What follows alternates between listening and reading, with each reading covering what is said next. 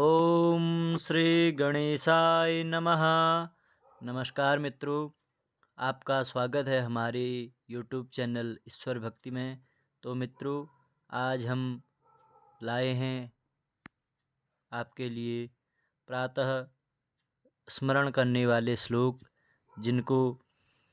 उच्चारण करने से कल्याण होता है और दिन अच्छा बीतता है। दुष्स्वप्न, कलिदोष, शत्रु, पाप और भय का नाश होता है। विष का भय नहीं होता है और इससे धर्म की वृद्धि होती है। अज्ञानियों को ज्ञान प्राप्त होता है। रोगी को निरोग रहते हैं और दीर्घायु प्रदान होती है। और सर्वत्र कार्यों में इन श्लोकों को उच्चारण करने से विजय की प्राप्ति होती है और निर्धन धनवान होते हैं और भूख प्यास और काम की बाधा नहीं सताती है और सभी बाधाओं से छुटकारा मिलता है। और निष्काम कर्मियों को भी केवल भगवत कृपा के लिए इन श्लोकों का पाठ अवश्य करना चाहिए। ॐ श्रीगणेशाय नमः। प्रातः स्मरणीयश्लोकः। प्रातः स्मरामि गणनाथमनाथबन्धुं सिन्दूरपूरपरिशोभितगण्डयुग्मम् उद्दण्डविघ्नपरिखण्डनचण्डदण्ड माखण्डलादिसुरनायकवृन्दवन्द्याम् प्रातः स्मरामि भवभीतिमहार्दिनाशं नारायणं गरुणवाहनमब्जनाभं ग्राहाभिभूतवरवारणमुक्तिहेतुं चक्रायुधं तरुणवारिजपत्रनेत्रम् प्रातः स्मरामि भवभीतिहरं सुरेशं गङ्गाधरं वृषभवाहनमम्बिकेशं खड्वाङ्गशूलवरदाभयहस्तमीशं संसाररोगहरमो सदमद्वितीयम् प्रातः स्मरामि शरदिन्दुकरोज्ज्वलाभां सद्रत्नवन्मकरकुण्डलहारभूषां दिव्यायुधोर्जितसुनीलसहस्रहस्तां रक्तोत्पलाभचरणां भवतीं परेशां प्रातः स्मरामि खलु तत्सवितुर्वरेण्यं रूपं हिमण्डलमृचोऽथ तनोर्यजूंसि सामान्यस्य किरणः प्रभवादिहेतुं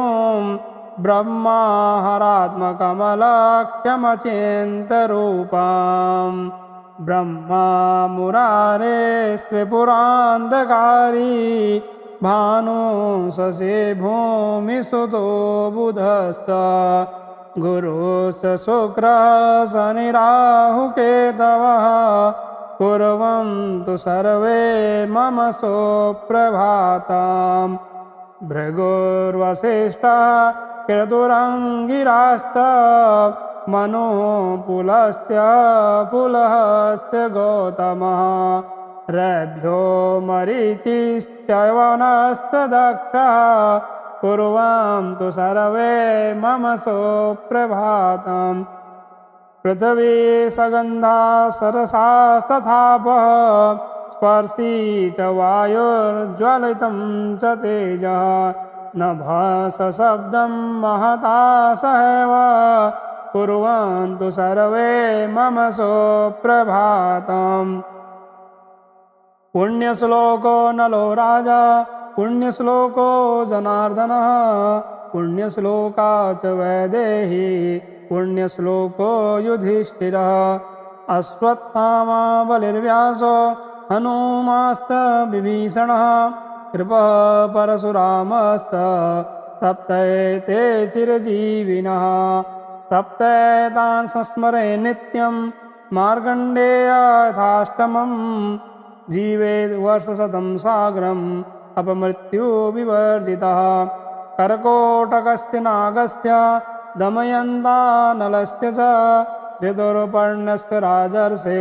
कीर्तनं कलिनाशनम् सौराष्ट्रे सोमनाथं च श्रीशैले मल्लिकार्जुनम् उज्जयिन्यां महाकालम् ओङ्कारम् अमलेश्वरम् केदारं हिमवत्पृष्ठे डाकन्यां भीमशङ्करं वाराणस्यां च विश्वेशं त्र्यम्बकं गौतमीतटे वैद्यनाथं चिताभूमौ नागेशं दारुकावने सेतुबन्धे च रामेशं भुस्मेशं च शिवालये द्वादशैतानि नामानि प्रातरुत्थाय यः पठेत् सर्वपापविनिर्मुक्तः सर्वसिद्धे फलो भवेत्। प्रातः स्मरामि गणनाथमनाथ बन्धुं सिन्दूरपूरपरिशोभितगण्डयुग्मम् उद्दण्डविघ्नपरिखण्डनचण्डदण्ड माखण्डलादिसुरनायकवृन्दवन्द्याम् प्रातः स्मरामि भवभीतिमहार्दिनाशं नारायणं गरुणवाहनमाब्जनाभम् ग्राहाभिभूतवरवारणमुक्तिहेतुं चक्रायुधं तरुणवारिजपत्रनेत्रम् प्रातः स्मरामि भवभीतिहरं सुरेशं गङ्गाधरं वृषभवाहनमम्बिकेशं खड्वाङ्गशूलवरदाभयहस्तमीशं संसाररोगहरमो सदमद्वितीयम् प्रातः स्मरामि शरदिन्दुकरोज्ज्वलाभां सद्रत्नवन्मकरकुण्डलहारभूषां दिव्यायुधोर्जितसुनीलसहस्रहस्तां रक्तोत्पलाभचरणां भवतीं परेशां प्रातः स्मरामि खलु तत्सवितुर्वरेण्यम् रूपं हिमण्डलमृचोऽथ तनोर्यजूंसि सामान्यस्य किरणः प्रभवादिहेतुं ब्रह्माहरात्मकमलाख्यमचिन्तरूपां ब्रह्मा मुरारेस्त्रिपुरान्धकारी भानुशशे भूमिसुतो बुधस्त गुरुश्च शुक्रः शनिराहुकेतवः कुर्वन्तु सर्वे मम सुप्रभातम् भृगुर्वसिष्ठः क्रतुरङ्गिरास्त मनुपुलस्त्य पुलहस्य गौतमः रभ्यो मरीचिश्चवनस्तदक्षः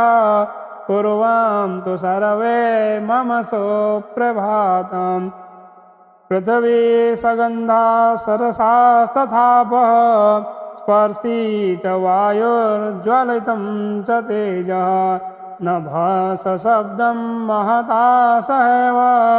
कुर्वन्तु सर्वे मम सुप्रभातम् पुण्यश्लोको नलो राजा पुण्यश्लोको जनार्दनः पुण्यश्लोका च वैदेही पुण्यश्लोको युधिष्ठिरः अश्वत्थामा बलिर्व्यासो हनूमास्त विभीषणः कृपः परशुरामस्त सप्तैते चिरजीविनः सप्तैतान् संस्मरे नित्यं मार्कण्डेयथाष्टमम् जीवेद् वर्षशतं साग्रम् अपमृत्युविवर्जितः कर्कोटकस्य नागस्य दमयन्तानलस्य च ऋतुर्पर्णस्य राजर्षे कीर्तनं कलिनाशनम्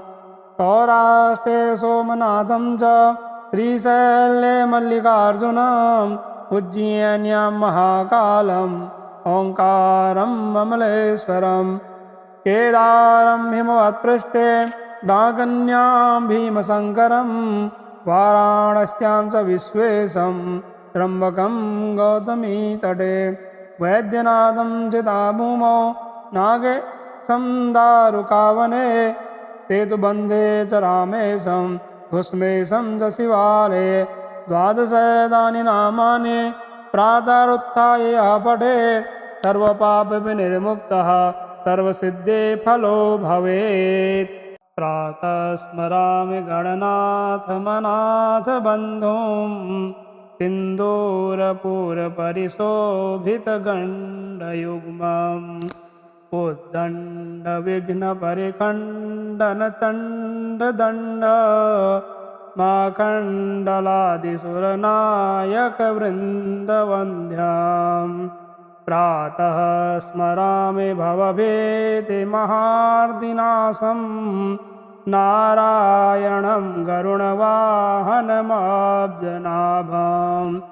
ग्राहाभिभूतवरवारणमुक्तिहेतुं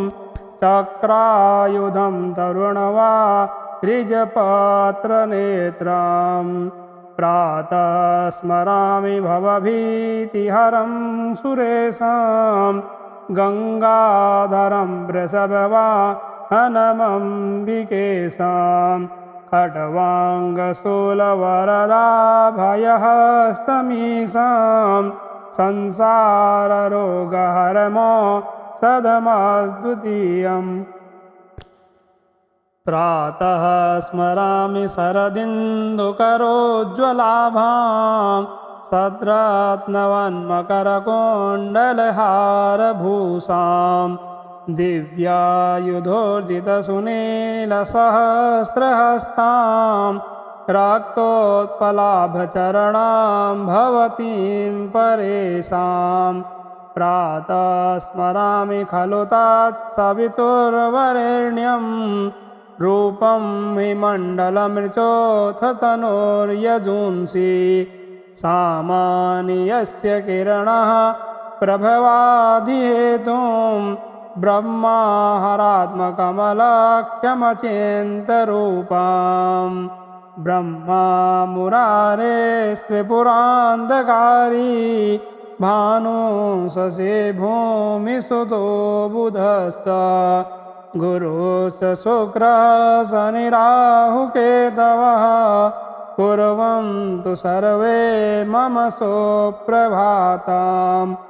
भृगुर्वसिष्ठः क्रतुरङ्गिराश्च मनुपुलश्च पुलहश्च गौतमः रभ्यो मरीचिश्च वनश्च कुर्वन्तु सर्वे मम सुप्रभातम् पृथिवी सगन्धा सरसास्तथापः स्पर्शी च वायुर्ज्वलितं च तेजः नभसशब्दं महता सहैव कुर्वन्तु सर्वे मम सुप्रभातम् पुण्यश्लोको नलो राजा पुण्यश्लोको जनार्दनः पुण्यश्लोका च वैदेही पुण्यश्लोको युधिष्ठिरः अश्वत्थामा बलिर्व्यासो हनूमाश्च विभीषणः कृपः परशुरामश्च सप्तैते चिरजीविनः सप्तैतान् संस्मरे नित्यं मार्कण्डेयथाष्टमं जीवेद् वर्षशतं साग्रम् अपमृत्युविवर्जितः कर्कोटकस्य नागस्य दमयन्तानलस्य च ऋतुर्पर्णस्य राजर्षे कीर्तनं कलिनाशनम् सौराष्ट्रे सोमनाथं च श्रीशैले मल्लिकार्जुनम् उज्जयिन्यां महाकालम् ओङ्कारम् अमलेश्वरम् केदारं हिमवत्पृष्ठे डाकन्यां भीमशङ्करं वाराणस्यां च विश्वेशं त्र्यम्बकं गौतमीतटे वैद्यनाथं चिताभूमौ नागेशं दारुकावने सेतुबन्धे च रामेशं घुस्मेशं च शिवालये। द्वादशैतानि नामानि प्रातरुत्थाय यः पठेत् सर्वपापविनिर्मुक्तः सर्वसिद्धे फलो भवेत्।